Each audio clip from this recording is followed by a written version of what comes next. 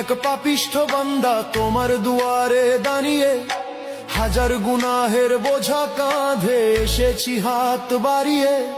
সারাটি বছর কেটেছে মোর ভুলের অন্ধকারে, আজ শিয়াম সেজেছে প্রদীপ হয়ে আমার ভাঙা ঘরে। তওবা কবুল করো মোলা, আমি দিশেহারা, শুকনো ঠোঁট